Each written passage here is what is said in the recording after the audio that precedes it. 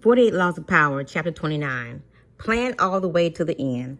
The ending is everything. Plan all the way to it, taking into account all possible consequences, obstacles, and twists of fortune that might reverse your hard work and give the glory to others. By planning to the end, you will not be overwhelmed by circumstances, and you will know when to stop. Gently guide fortune and help determine the future by thinking far ahead.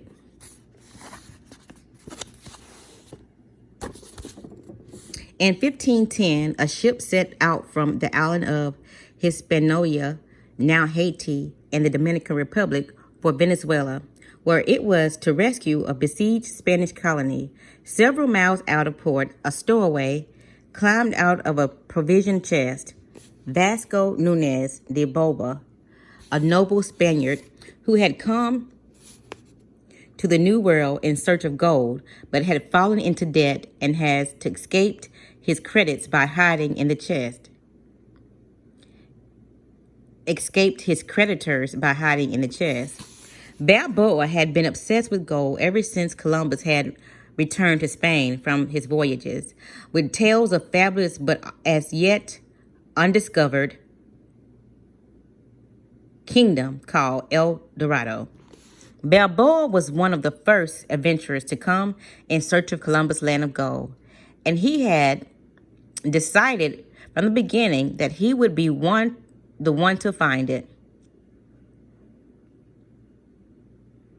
Through sheer audacity and single-mindedness, now that he was free of his creditors, nothing would stop him. Unfortunately, the ship's owner, a wealthy jurist named Francisco Fernandez de Enciso, was furious when told of the stowaway, and he ordered the Balboa be left on the first island they came across. Before they found any island, however, Enciso received news that the colony he was to rescue had been abandoned. This was Balboa's chance. He told the sailors of his previous voyages to Panama and of the rumors he had heard of gold in the area. The excited sailors convinced Enciso to spare Balboa's life and establish a colony in Panama. Weeks later, they named their settlement Darien. Darien's first government was Enciso, but Balboa was not a man to let others steal the initiative. He campaigned against Enciso among the sailors, who eventually made it clear that they preferred him as governor. Enciso fled to Spain, fearing for his life. Months later, when a representative of the Spanish crown arrived to establish himself as the new official governor of Darien, he was turned away. The audacity, right? On his return voyage to Spain, this man drowned. The drowning was accidental, but under Spanish law, Balboa had murdered the governor and usurped his position. Balboa's bravado had got him out of scrapes before. Balboa's bravado had got him out of scrapes before, but now his hopes of wealth and glory seemed doomed. To lay claim to El Dorado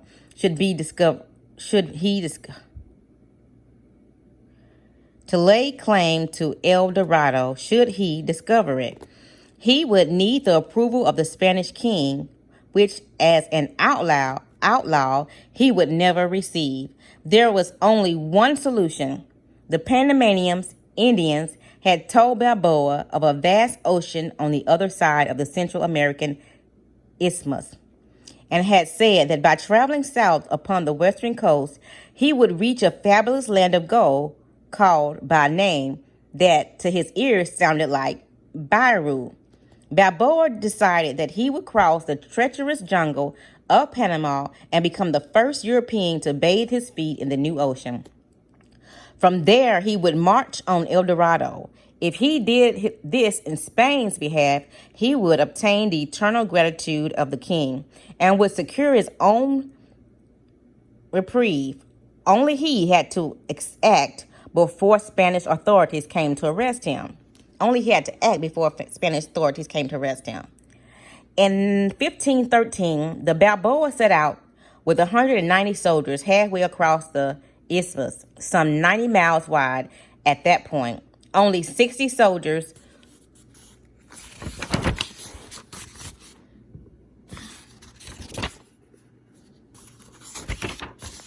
remained. Many have succumbed to the harsh conditions, the blood-sucking insects, the torrential rainfall, fever. Finally, from a mountaintop, Balboa became the first European to lay eyes on the Pacific Ocean. Days later, he marched in his honor until its waters, bearing the banner of Castile and claiming all its seas, lands, and islands in the name of the Spanish throne. Indians from the area greeted Balboa with gold, jewels, and precious pearls, the like of which he had never seen. Which he asked where these had come from, the Indians pointed south to the land of the Incas. But Balboa, only a few soldiers left. For the moment, he decided he should return to Darien, send the jewels and gold to Spain as a token of goodwill, and ask for a large army to aid him in the conquest of El Dorado. When news reached Spain and Balboa, bold crossings of isthmus, his discovery of the Western Ocean, and his planned conquest of El Dorado, the former criminal became a hero. He was instantly proclaimed governor of the new land. But before the king and queen received word of his discovery, they had already sent a dozen ships under the command of a man named Pedro Arias de Villa Pedrias, which with orders to arrest Balboa for murder and take the command of the colony. By the time Pedrias arrived in Panama, he had learned that Balboa had been pardoned and that he was to share the governorship with the former outlaw. All the same, Balboa felt uneasy. Gold was his dream, El Dorado his only desire. In pursuit of his goal, he had nearly died many times over, and to share the wealth and glory with a newcomer would be intolerable. He also soon discovered that Pedrias was a jealous, bitter man and equally unhappy with the situation. Once again, the only solution for Balboa was to seize the initiative by proposing to cross the jungle with a larger army, carrying ship bills, material, and tools. Once on the Pacific coast, he would create an armada which to conquer the Incas. Surprisingly enough, Pedrias agreed to the plan. Perhaps sensing it would never work, hundreds died in this second march through the jungle, and the timber they carried rotted in the torrential rains. Balboa, an unusual and was daunted. No power in the world could thwart his plan, and arriving at the Pacific, he began to cut down trees for new lumber. But the men remaining to him were too few and too weak to mount an invasion, and once again, Balboa had to return to Darien. Pedrias, in any case, invited Balboa back to discuss a new plan, and on the outskirts of the settlement, the explorer was met by Francisco Pizarro, an old friend who had accompanied him in the first crossing of the isthmus. But this was a trap. Leading 100 soldiers, Pizarro surrounded his former friend, arrested him, and returned him to Pedrias, who tried him on charges of rebellion. A few days later, Balboa's head fell into a basket, along with those of his most trusted followers. Years later, Pizarro himself reached Peru, and Balboa's deeds were forgotten. Most men are ruled by the heart, not the head. Their plans are vague, and when they meet obstacles, they improvise. But improvisation will only bring you as far as the next crisis, and is never a substitute for thinking several steps ahead and planning to the end. Balboa had a dream of glory and wealth, and a vague plan to reach it. Yet, his bold deeds and his discovery of the Pacific are largely forgotten, for he committed with what in the world of power is the ultimate sin. He went part way, leaving the door open for others to take over. A real man of power would have the prudence to see the dangers in the distance. The rivals who would want to share in the conquest, the vultures that would hover once they heard the word gold. Balboa should have kept his knowledge of the Incas secret until after he had conquered Peru. Only then would his wealth and his head have been secure. Once Phaedrus arrived on the scene, a man of power and prudence would have schemed to kill or imprison him and take over the army he had bought for the conquest of Peru. But Balboa was locked in the moment, always reacting emotionally, never thinking ahead. What's good is it to have the greatest dream in the world if others reap the benefits of the glory? Never lose your head over a vague, open-ended dream. Plan to the end. In 1863, the Prussian Premier Otto von Bismarck surveyed the chessboard of European power as it stood. The main players were England, France, and Australia. Prussia itself was one of several states in the loosely allied German Federation. Australia, dominant member of the Federation, made sure that the other German states remained weak, divided, and submissive.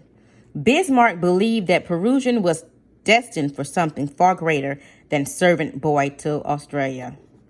This is how Bismarck played the game. His first move was to start a war with lowly Denmark in order to recover from the former Prussian lands of Schleswig Holstein. He knew that these rumblings of Prussian independence might worry France and England, so he enlisted Australia in the war, claiming that he was recovering Holstein for their benefit. And a few months after the war was decided, Bismarck demanded that the newly conquered lands be made part of Prussia. The Australians, of course, were furious, but they compromised. First, they agreed to give Prussia Schleswig, and a year later, they sold them Holstein. The world began to see that Australia was weakening and the Prussians was on the rise. Bismarck's next move was his first boldest in 1866. He convinced King William of Prussia to withdraw from German Federation, and doing so to go to war with Australia itself. King William's wife, his son, the crown prince, and the princes of the German kingdoms vehemently opposed such a war. But Bismarck, undaunted, succeeded in forcing conflict, and Prussia's superior army defeated the Australians in the brutality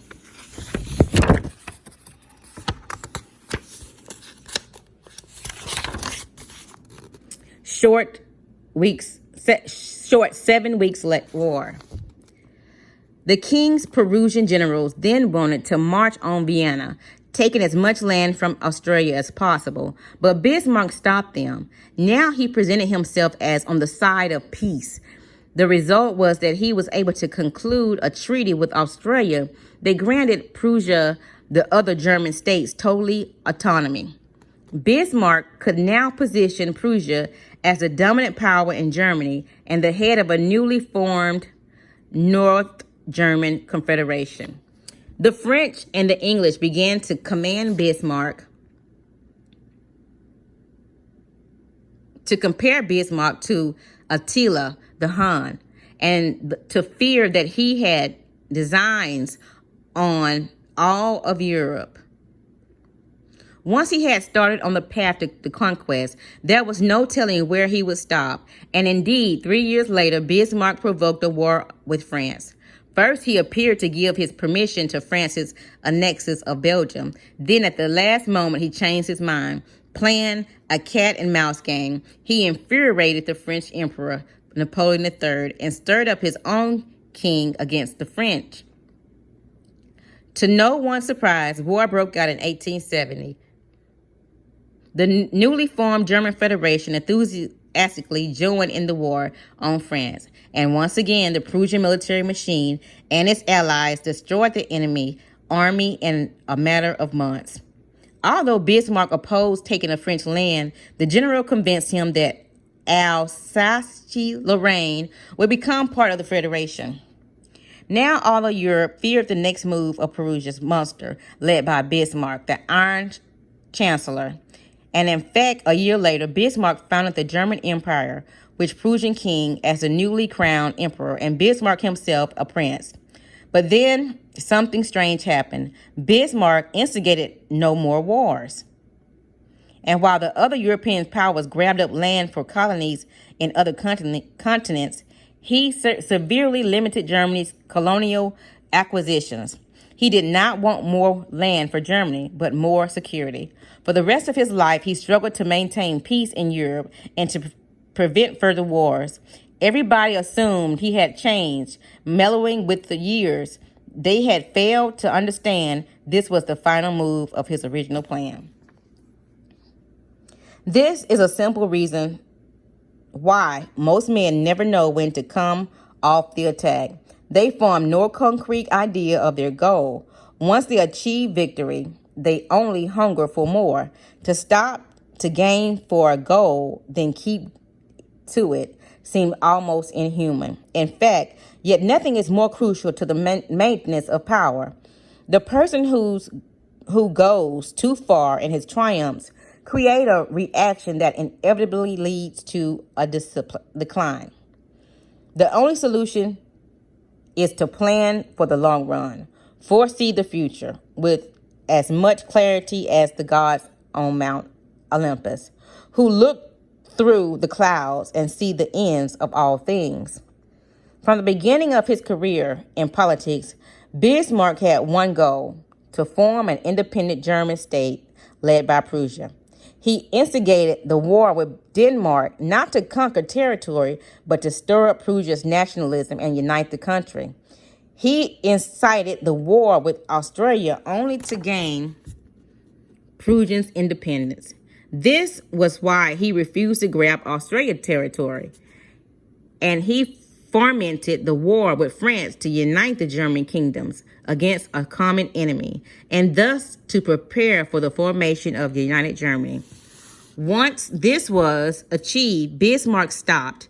He never let triumph go to his head, was never tempted by siren calls or more. He held the reins tightly, and whenever the generals or the king or the Prussian people demanded new conquests, he held them back. Nothing would spoil the beauty of his creation, certainly not a false euphoria that pushed those around him to attempt to go past the end that he had so carefully planned. Experience shows that if one foresees from far away the designs to be undertaken, one can act with speed when the moment comes to execute them. According to the cosmology of the ancient Greeks, the gods were thought to have complete vision into the future. They saw everything to come, right down to their intricate details. Men, on the other hand, were seen as victims of fate, trapped in the moment, and their emotional, unable to see beyond their immediate dangers. Those heroes, such as Odysseus, who were able to look beyond present and plan several steps ahead, seemed to be able to defy fate, to approximate the gods in the ability to determine the future. The comparison is still valid. Those among us who think further ahead and patiently bring their plans to fruition seem to have godlike power, because most people are too imprisoned in the moment to plan with this kind of foresight. The ability to ignore immediate dangers and pleasures translate into power. It is the power of being able to overcome the natural human tendency to react to things as they happen, and instead to train oneself to step back, imagining the larger things taking shape beyond one's immediate vision. Most people believe that they are in fact aware of the future and that they are planning and thinking ahead. They are usually deluded. What they are really doing is succumbing to their desires, to what they want the future to be. Their plans are vague, based on their imaginations rather than their reality. They may believe that they are thinking all the way to the end, but they are really only focused on the happy ending and deluded themselves by strength of their desire. In 415 BC, the ancient Athens attacked Sicily, believing their expedition would bring them riches, power, and a glorious ending to the 16th year of Peloponnesian War. They did not consider the dangers of any invasion so far from home. They did not foresee that the Sicilians would fight all the harder since the battles were in their own homeland, or all of the Athens enemies would band together against them, or that war would break out on several fronts, stretching their forces way too thin. The Sicilians' expedition was a complete disaster, leading to the destruction of one of the greatest civilizations of all times. The Athenians were led into this disaster by their hearts, not their minds. They saw only the chance of glory, not the dangers that loomed in the distance. Cardinal de Retz, the 17th century Frenchman who prided himself on his insights into human schemes and why they mostly fail, analyzed this phenomenon. In the course of a rebellion he spearheaded against the French monarchy in 1651, the young king Louis XIV and his court had suddenly left Paris and established themselves in a palace outside of the capital. The presence of the king, so close to the heart of the revolution, had been a tremendous burden on the revolutionaries, and they breathed a sigh of relief. This later proved their downfall.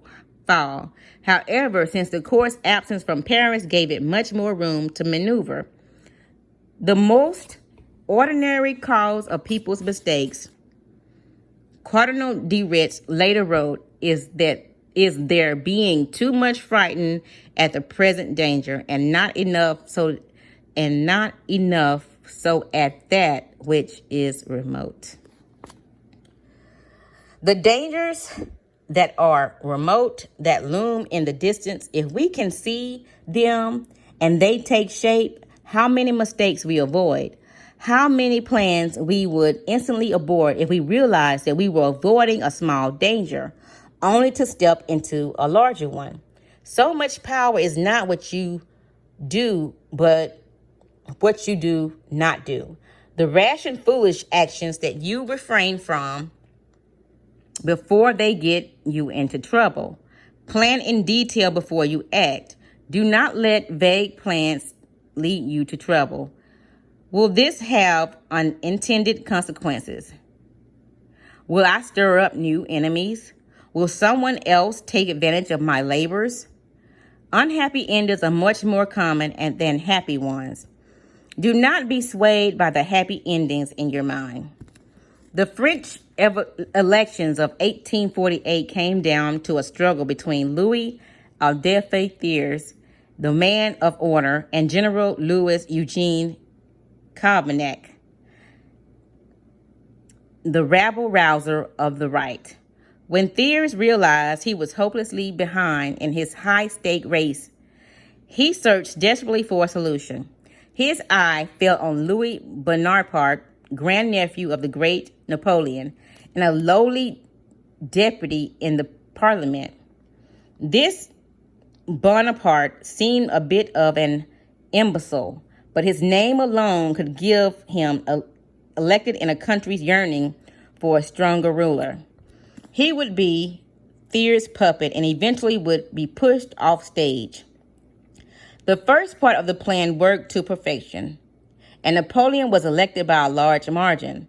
The problem was that Thiers had not foreseen one simple fact. This imbecile was in fact a man of enormous ambition. 3 years later, he dissolved Parliament, declared himself emperor, and ruled France for another 18 years, much to the honor of Thiers and his party. The ending is everything. It is the end of the action that determines who gets the glory, the money, the prize. Your conclusion must be crystal clear. You must keep it constantly in your mind. You must also figure out how to ward off the vultures circling ahead, trying to live off the carcass of your creation. And you must anticipate the many possible crises that will tempt you to improvise. Bismarck overcame these dangers because he planned to the end, kept on course through every crisis, and never let others steal the glory. Once he had reached his state goal, he withdrew into his shell like a turtle. This kind of self-control is godlike. When you see several steps ahead and plan your moves all the way to the end, you will no longer be tempted by emotion or by desire to improvise. Your clarity will rid you of anxiety and vagueness that are the primary reasons why so many fail to conclude their actions successfully. You see the ending and you tolerate no deviation. The gods on Mount Olympus, looking down on human actions from the clouds, they see in advance the ending of all great dreams that led to disaster and tragedy. And they laugh at our inability to see beyond the moment and how we delude ourselves. How much easier it is to get in than to get yourself out. We should act contrary to the read